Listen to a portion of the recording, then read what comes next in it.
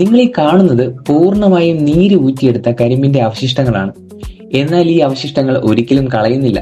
മറിച്ച് അടുപ്പുകളിൽ കത്തിക്കാനായി വിറകിന് പകരം ഇവർ ഇതാണ് ഇവിടെ ഉപയോഗിക്കുന്നത്. ഈ കാണുന്നത് ശർക്കര പാനീയം ഉണ്ടാക്കുന്നതാണ്. ഇത്രയും വലിയ പാത്രത്തിലായി നല്ല ചൂടോടുകൂടി ഉണ്ടാക്കിയെടുക്കുന്നു. ഏകദേശം 3 മണിക്കൂറാണ് ഈ കാണുന്ന പാനീയം തിളച്ചു വറ്റാൻ എടുക്കുന്ന സമയം. അത് കഴിഞ്ഞ് ദേ ഈ പാത്രത്തിലേക്ക് മാറ്റി തണുപ്പിച്ച് ഉരുളകളാക്കി ചാക്കിലേക്ക് നിറയ്ക്കുന്നു. ഇവിടെ നിന്നുള്ള കരിമ്പുകൾ ഉപയോഗിച്ചാണ് പരമ്പരാഗതമായ രീതിയിൽ ആ നാടൻ ശർക്കര ഉണ്ടാക്കുന്നത്. ഓരോ കട്ട ശർക്കരയ്ക്ക് പിന്നിലും ഒരു പിടി വലിയ മനുഷ്യരുടെ അധ്വാനമുണ്ട്.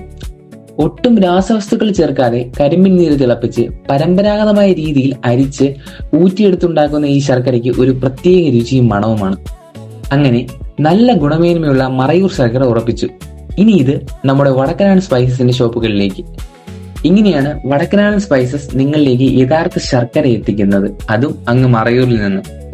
ഈ ഓണക്കാലത്തിൽ നിങ്ങൾ ഏറ്റവും കൂടുതൽ ഉപയോഗിക്കാൻ പോകുന്ന ഒന്നുകൂടിയായിരിക്കും ശർക്കര. അപ്പോൾ എന്തിനാ കെമിക്കലുകൾ അടങ്ങിയ ശർക്കര ഉപയോഗിക്കുന്നത്?